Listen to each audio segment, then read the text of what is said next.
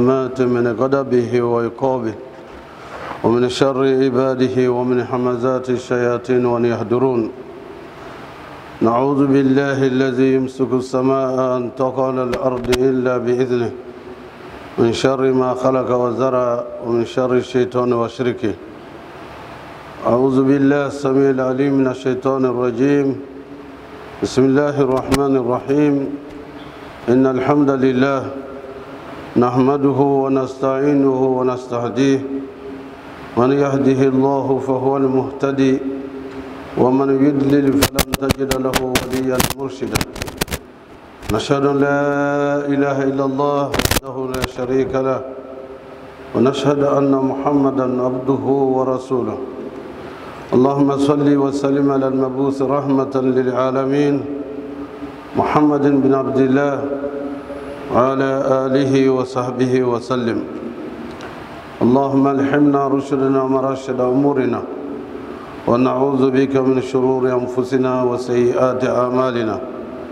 ربنا اتم لنا نورنا واغفر لنا إنك على كل شيء قدير. Chers frères et sœurs, Allah subhanahu wa ta'ala nous interpelle dans le Coran, il nous dit Bismillahir Rahmanir Rahim wa zakir fa inna zikra tanfa'ul mu'minin. Rappelez, car le rappel est utile aux croyants sincères. Notre rappel aujourd'hui portera sur un point essentiel, fondamental dans la vie. En effet, il y a 2 jours, les Nations Unies ont célébré la journée internationale de la femme. Nous appelons la journée hommage à la femme. Il y a encore une autre journée dans l'année consacrée aux mères, ce qui nous permet et nous demande d'informer les musulmans que l'islam a choyé la femme, a libéré la femme il y a de cela 1444 ans.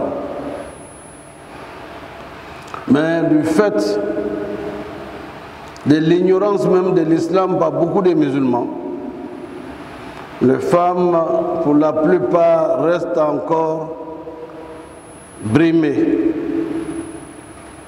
et souvent, très souvent, privées de leurs droits. Et dans la plupart des temps, on ne parle que de leurs devoirs et on ne leur parle pas de leurs droits. Sinon, l'islam a conféré à la femme une égalité initiale. Et le Coran nous dit Al-Mu'minuna wal-Mu'minat awliya'u ba'duhum ba'd ya'muruna bil ma'ruf wa yanhauna 'anil munkar. Les femmes et les hommes sont des partenaires,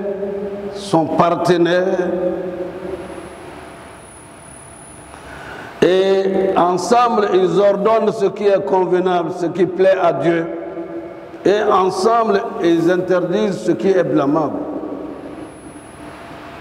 La responsabilité est partagée et la responsabilité est commune de construire un monde de paix, un monde d'amour, un monde où les droits sont respectés. Et lorsque le prophète dit sallallahu alayhi wa sallam talab al-ilm farida ala kulli muslim, la recherche du savoir est une obligation pour tout musulman et pour toute musulmane. Et si cette recherche, cette obligation n'est pas seulement pour les hommes, mais c'est aussi une obligation pour les femmes. Mais lorsque nous nous projetons dans l'histoire, même moderne telle qu'elle est, la femme, le taux d'analphabétisme chez les femmes est le plus élevé. dans la plupart de nos pays, le taux d'analphabétisme, d'illettrisme chez les femmes est plus élevé que chez les hommes. Vous et moi, nous pouvons témoigner. Nous sommes allés à l'école au CP1.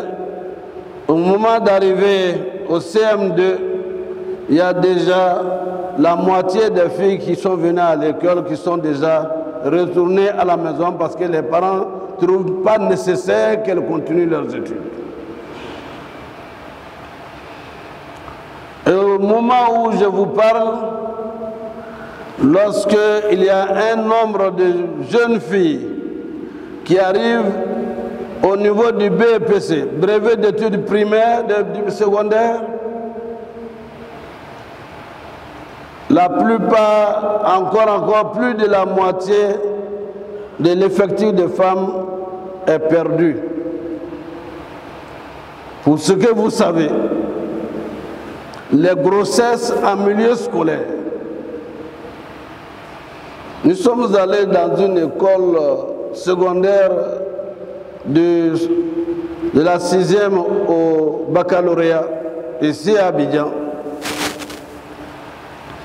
où nous avons parlé de l'égalité face, n'est-ce pas, l'égalité de s'instruire, d'avoir l'éducation intellectuelle, morale et spirituelle, aussi bien pour les filles que pour les garçons. Et nous avons demandé aux jeunes garçons de faire attention à leurs sœurs, à leurs consoeurs qui sont à l'école avec eux. Parce que malheureusement, il est constaté que dans les toilettes,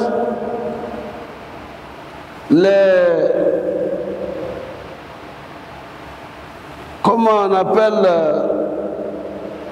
ces petits ballons, les préservatifs, il y avait des centaines qui étaient dans les toilettes. Ce n'est pas une école, ce n'est pas un internat. Vous le faites, ce sont vos sœurs et ce sont les cadres de demain qui sont enceintes et qui ne peuvent plus continuer leurs études. Vous croyez qu'un pays peut se développer seulement qu'avec des hommes?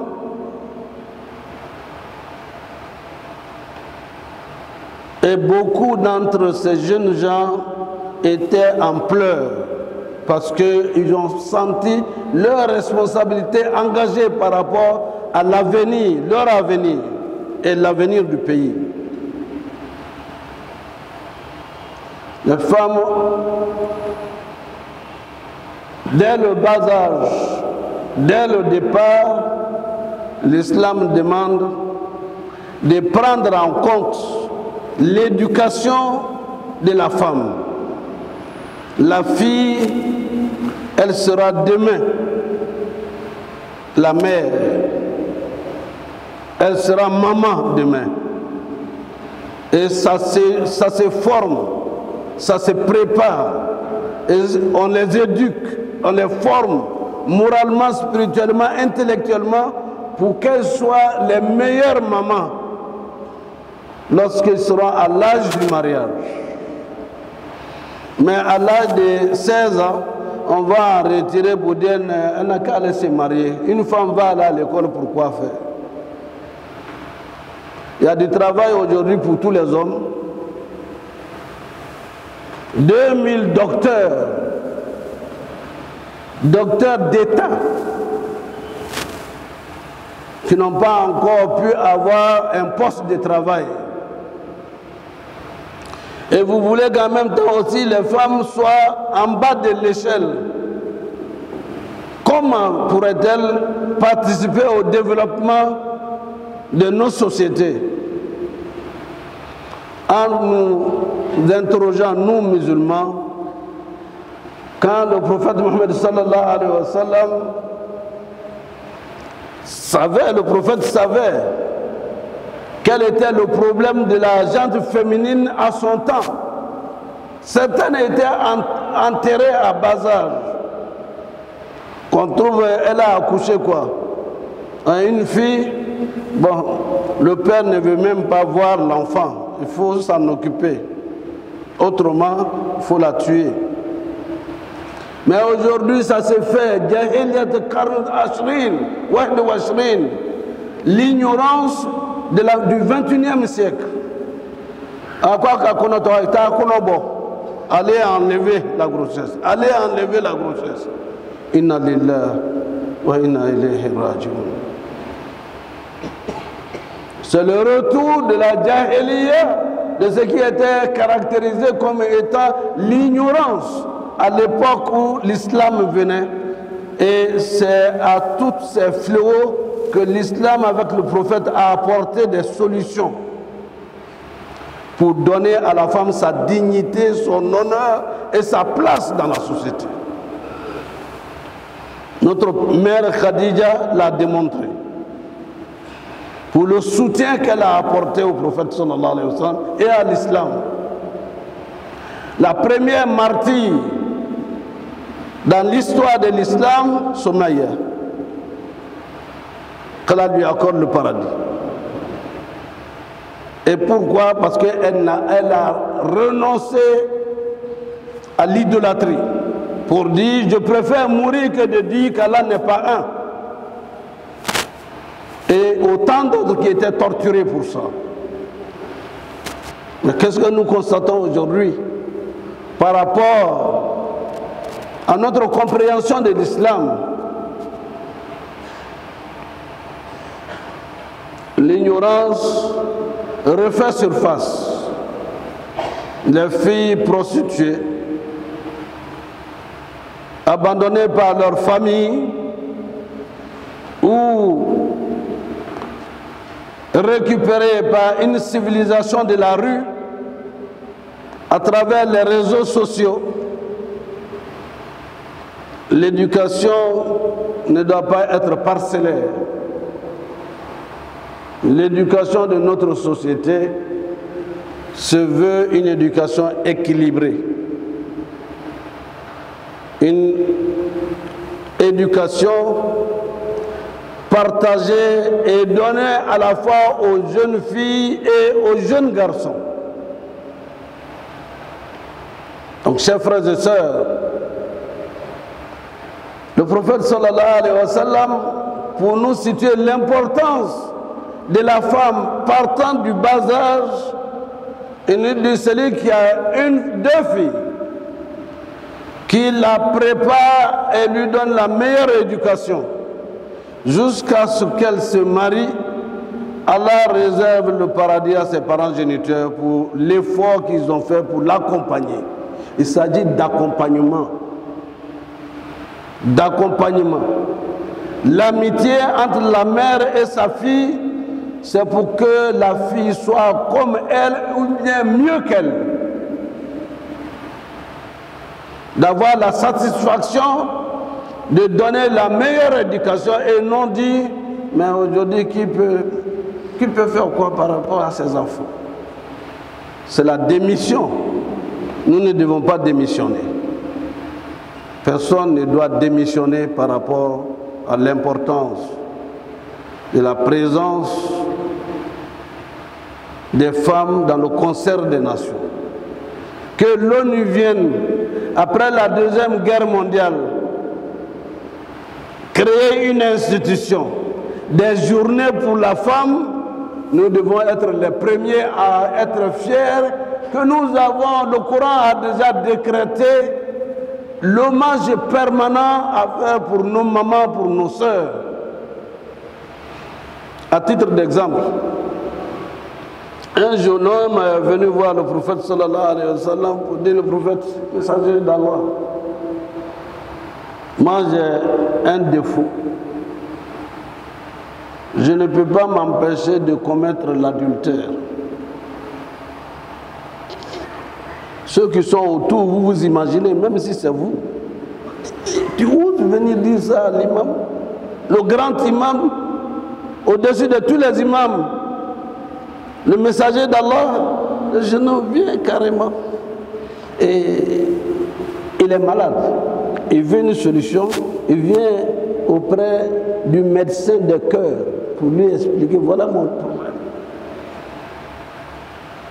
Et il lui demande, est-ce que tu acceptes qu'on le fasse à ta maman? Il dit non. Est-ce que tu l'acceptes qu'on le fasse à ta tante? Il dit non. Est-ce que tu l'acceptes qu'on le fasse à ta soeur? Non. Le monde est extraordinaire.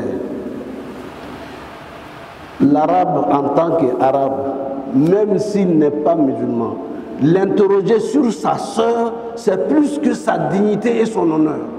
Il n'acceptera jamais qu'on traite sa soeur et même lui parler autrement. Quel que soit où il se trouve, en Europe, en Asie, en Amérique. Venez lui dit, ta soeur est arabe. Il dit non. Mais celle vers laquelle tu vas, c'est la sœur de quelqu'un, c'est la mère de quelqu'un, c'est la tante de quelqu'un. Et le messager d'Allah l'a convaincu d'abord avant de faire les prières pour lui. Il a été convaincu qu'il ne doit pas le faire et que ce qu'il fait est mauvais. Et ensuite, le prophète va faire des bénédictions pour lui. Allahumma ahsin qalba wa farja. Le prophète fait des bénédictions pour que Dieu purifie sa langue, purifie sa partie génitale. Fait des bénédictions pour lui, pour que son cœur soit purifié de l'envie de commettre l'adultère avec la fille de quelqu'un, la sœur de quelqu'un, alors que lui-même il en a. Et alors, que dira-t-on de ces gens qui disent, moi je ne suis pas marié mais j'ai un enfant. Subhanallah. Tu as un enfant avec la fille de quelqu'un, avec la sœur de quelqu'un, la tante de quelqu'un. Qu'est-ce qu'elle va devenir dans sa vie? Sans oublier que parmi ceux qui ont été, que le prophète a rencontrés, a vu dans l'enfer, ce sont ceux-là qui ne protégeaient pas leur partie intime de l'adultère et de la fornication. Accrochés, comme à la boucherie on voit un animal lorsqu'il est immolé. Donc, chers frères et sœurs, il est temps alors que nous nous ressaisissions, que nous accordions aux femmes les droits que nous nous arrogeons nous-mêmes. Le droit à l'éducation, le droit au respect et à la dignité de la femme.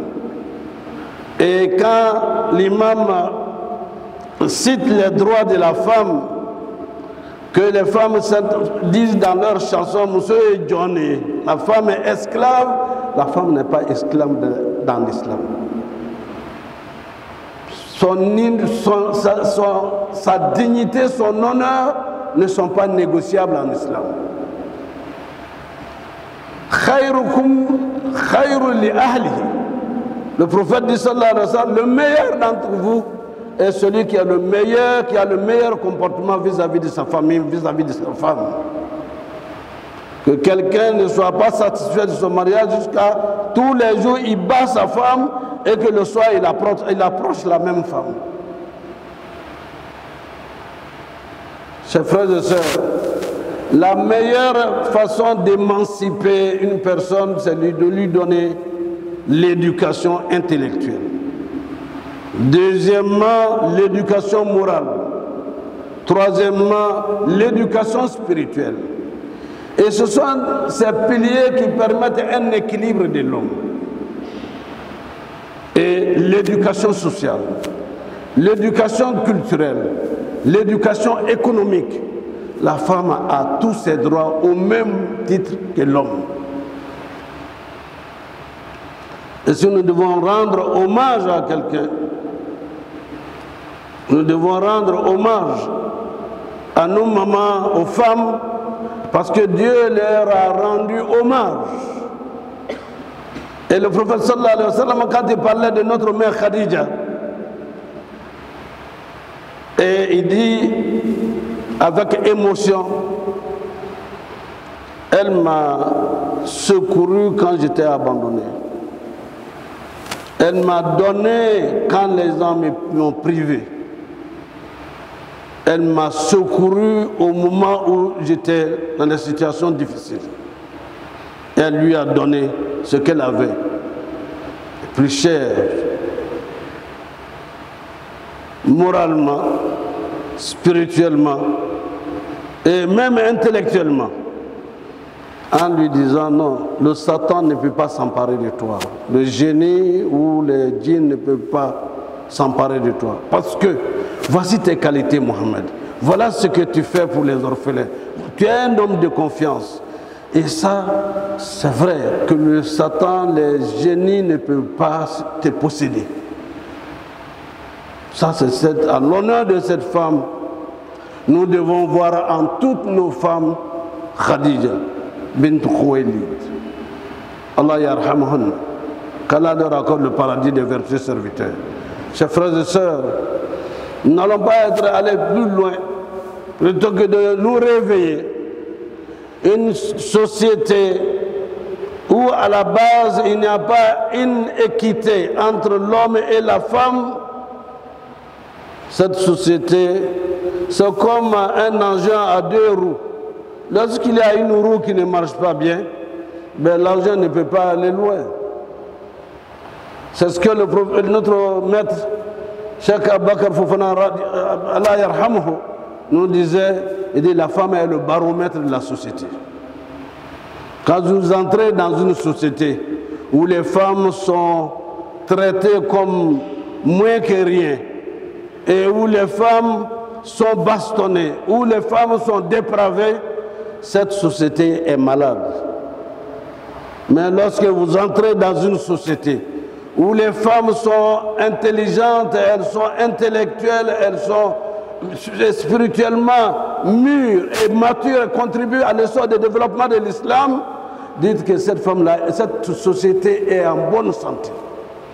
Est-ce que notre société est en bonne santé? Notre société doit être en bonne santé lorsque les femmes seront bien traitées. Qu'Allah nous soutienne dans cet effort qui nous guide dans le droit chemin, qui nous guide dans le chemin de ceux qui l'ont comblé de ses bienfaits. أقول قولي هذا واستغفر الله ولكم ولسائر المسلمين من كل ذنب فاستغفروه إنه هو الغفور الرحيم.